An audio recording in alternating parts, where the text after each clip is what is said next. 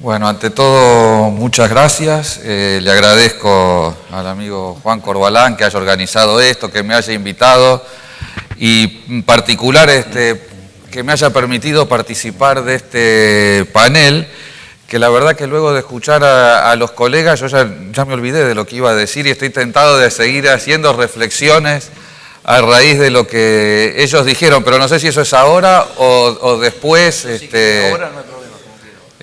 Porque la verdad que bueno, la verdad es muy interesante, pero puedo hacer algo ahora y después, en todo caso, digo algo sobre el presupuesto que ya todo el mundo ya me conoce, así que... Perdón, es tu tiempo, así que... Bueno, no, una primera reflexión sobre, la verdad que siempre escuchar a Justo es un placer, y con la expresión daño colateral. Yo creo que en la Argentina vivimos políticas públicas, uno de cuyos objetivos básicos fue la reducción del salario real, la generación del desempleo y la creación de la exclusión estructural como un rasgo que tenía que tener la sociedad argentina. Entonces, no me parece que sea una consecuencia no intencional de acciones deliberadas de los gobiernos, sino que fue un objetivo claramente planteado por los gobiernos argentinos y por otros gobiernos latinoamericanos de igual manera. De tal forma que la sociedad que nosotros vivimos, que es una sociedad, uno de cuyos rasgos centrales es que hay una exclusión estructural de gran parte de la población, o para utilizar un término que es central en nuestra Constitución y que cada vez se escucha menos en los diálogos constitucionales y demás, que es de nuestro pueblo, eso fue algo deliberadamente creado. Entonces, no sé si estamos realmente ante un daño... Cuando decía daño colateral, la impresión no es mía, es de Zygmunt Bauman y es una visión crítica, porque está planteado como del modelo neoliberal que lo concibe como daño colateral. Claro, ese sistema cree digamos, nos quiere hacer creer que es algo que resultó y que no lo pensaban, pero alguien que piensa la macroeconomía, la organización social y política tal como se pensó de esa forma, fueron políticas claramente antipopulares. Entonces crearon esa cuestión. Y ya que dije eso, la palabra antipopular, ya agarro con otro tema que todos mencionaron, la cuestión de si los jueces somos o no contramayoritarios. Me parece que cualquier poder del Estado puede ser contramayoritario. El Estado argentino, en todos sus poderes estatales, cuando creó esa política antipopular, era antimayoritario y era contramayoritario el Poder Ejecutivo, el Poder Legislativo y el Poder Judicial. No sé, para dar ejemplos muy recientes de nuestra historia, el terrorismo de Estado fue una política contra nuestro pueblo. Cuando el Poder Ejecutivo Nacional creó y diseñó la Ley de Obediencia Debida, el Poder Legislativo lo aprobó y los jueces, incluido la Corte, dijo que eso era inconstitucional, ¿quién era el poder contramayoritario? No eran los jueces contra el Congreso, eran todos los poderes del Estado que decidieron hacer una política claramente contramayoritaria.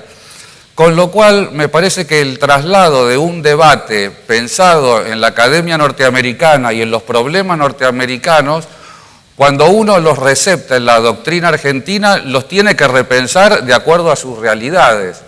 Y a mi entender, en esa visión de lo contramayoritario hay algo puramente formal.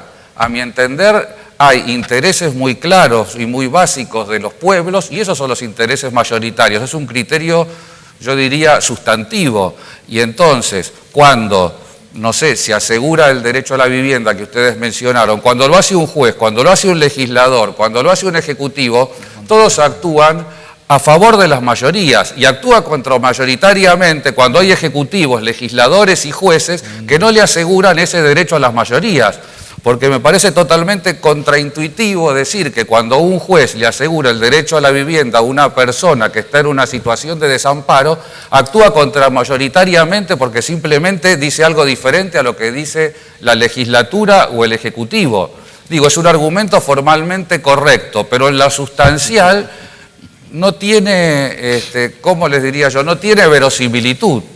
Es un debate, ya mencionaron a Ferraioli, hay alguien, una profesora, Ana Pintore, que lo critica mucho a Ferraioli y habla de derechos insaciables. Pero es como, y que eso es algo que atenta contra la democracia. Yo Yo digo que venga media hora a la Argentina y entonces de qué forma defender el derecho a la salud, a la vivienda o a la educación, por más insaciable que sean, eso va contra la democracia. Puede ir en contra de las burocracias, del sistema político, de la forma en la cual están constituidas las élites políticas, económicas y jurídicas en una sociedad, pero indudablemente no va contra las mayorías. Aprovecho para agregar que el tema del supuesto argumento contramayoritario, ¿no?, que también ha sido discutido mucho en los Estados Unidos, en realidad parte de una premisa falsa, porque en realidad la función que tienen los jueces en realidad es una función no contramayoritaria, sino profundamente democrática, porque lo que tienen que lograr a través del control de constitucionalidad de las leyes o de los actos es en definitiva el apego a la Constitución Nacional. La Constitución Nacional no es otra cosa que la primera manifestación, la más importante de la soberanía, de aquella convención constituyente.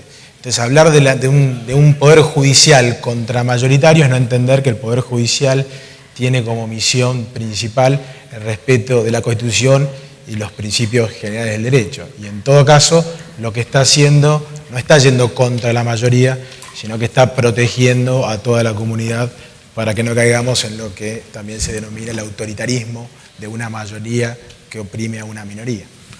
Lo que pasa es que en los debates norteamericanos, uno de los momentos centrales de lo contramayoritario era cuando hubo un poder ejecutivo que empezó a establecer lo que nosotros conocemos como derecho del trabajo y el estado de bienestar. Y entonces el poder judicial fue contramayoritario porque fue contra esas decisiones que eran justamente los centrales y estratégicos en ese momento que hacían a la constitución de los intereses populares. Y es claro que en ese momento actuaban contramayoritariamente los jueces, porque los jueces defendían claramente intereses minoritarios. Pero, que fue todo lo que sucedió en los años 30. Complementario de eso es la concepción de la dimensión subjetiva.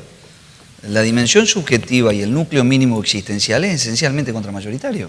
Es decir, es la confrontación, aún contra la ley silente o aún cuando la ley del legislador hubiera regulado de una manera que atenta o toca este núcleo existencial de la persona o del derecho fundamental, se impone la dimensión subjetiva del derecho administrativo, la dimensión particular del sujeto, y no tiene nada que ver con la mayoría.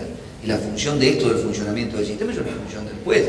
Tergiversarlo para bajarle las concepciones de las mayorías, es como que utilizar argumentos que no van a lo que refiere al proceso de aplicación del derecho. Este modelo de Estado, de la reforma del 94, que nos enrola en una centralidad de la persona humana, es lo que le está dando un perfil a la aplicación del sistema dentro de una globalización contrahegemónica. No es la globalización del modelo neoliberal que traía como daño colateral una masa de excluidos. Esta otra, la contrahegemónica, critica este daño colateral y se atalona en una pluralidad de concepciones diferentes, de visiones distintas, donde la centralidad de la persona y los intereses colectivos es el equilibrio de lo que puede ser mayorías o minorías, no es un problema de mayoría. Yo creo que, mira, lo que decís vos, pues, vos habías hablado de la comunicación de los sistemas jurídicos, de esta lacañanamente la banda de Moebius, ¿no? De lo nacional, lo internacional, un sistema u otro sistema. Ahora le das el matiz que me parece interesante de lo contrahegemónico, porque vos destacabas como el aspecto de la comunicación de los sistemas. Claro, pero se me pasó rápido cuando dije a Ashman que él habla de la dimensión objetiva y de la dimensión subjetiva.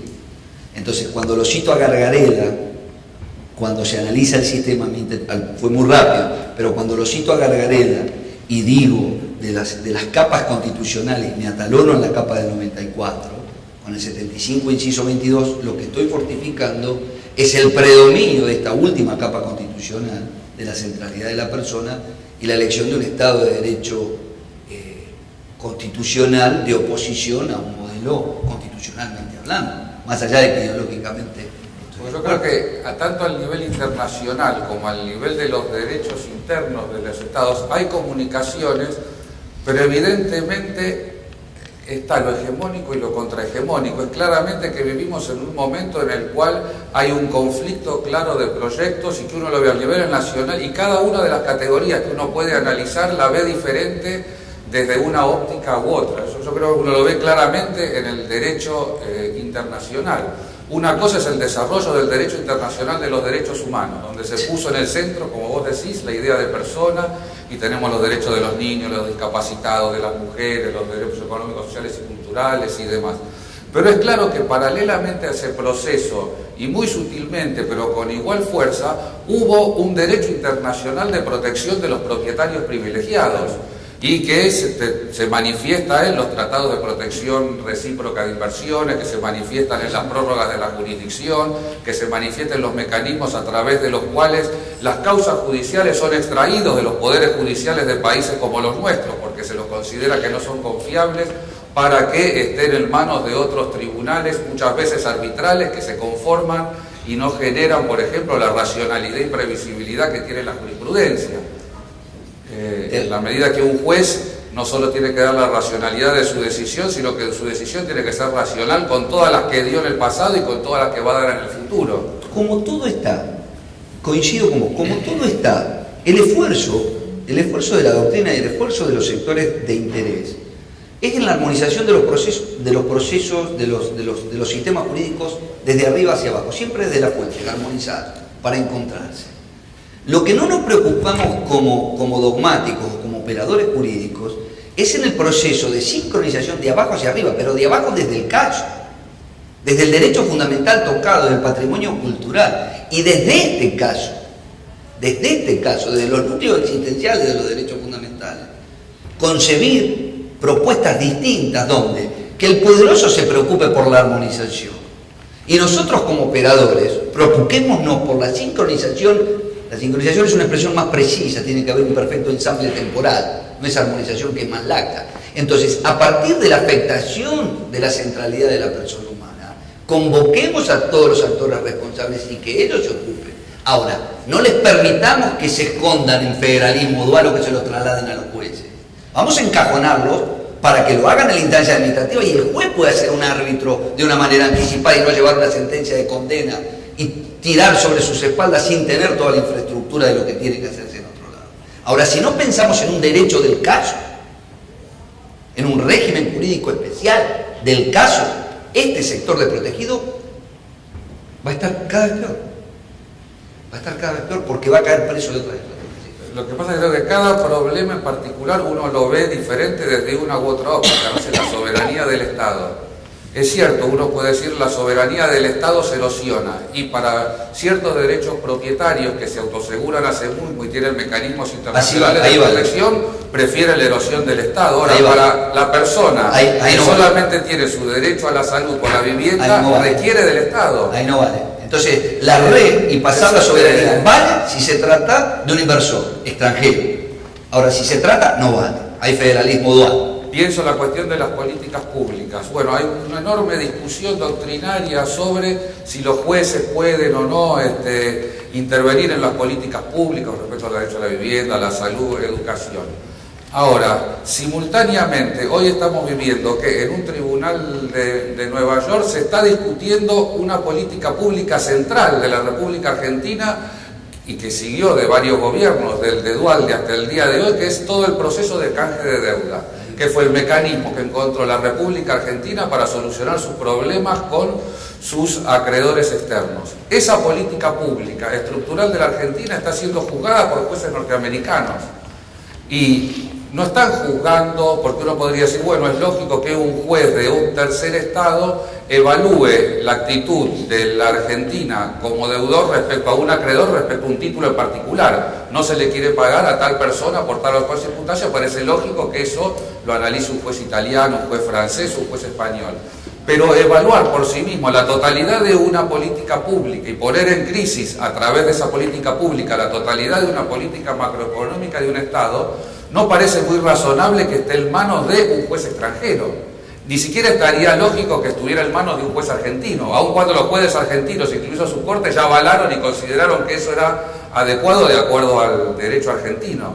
Pero es interesante ver si uno ve nuestras discusiones políticas o al nivel de nuestra comunidad doctrinaria, constitucional, administrativa, Hay muchos más, digamos, problemas, hubo la división de poderes y una serie de cuestiones con respecto a ese juez que tomó una decisión con respecto a un derecho social, que con respecto a esa otra situación que estamos viviendo todos los argentinos.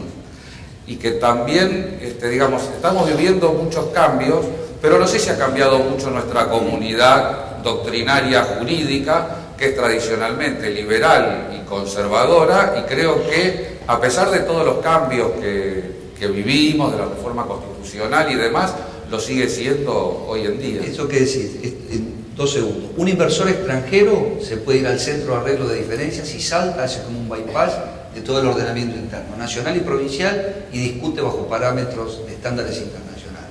A la vez, el mismo inversor extranjero, a través del vehículo corporativo, reclama en el derecho interno. ¿Y qué hace? Pobreza. Entonces, cuando dice, ¿cómo es pobre si los socios mayoritarios no? Entonces, hay que pedir la extensión de la quiebra, él hace un bypass hacia afuera y después prevalece. ¿Dónde está la igualdad de armas? Entonces hay un bypass para discutir el negocio sustancial y en la parte interna no se puede discutir el negocio sustancial porque están todas las trabas del federalismo dual y las trabas procesales y la centralidad de la persona queda afuera, está desbalanceado, pero es un problema de los operadores nuestros. Yo doné mi tiempo, digamos, lo que tenía para decir quedará para otra oportunidad y lo doné para el diálogo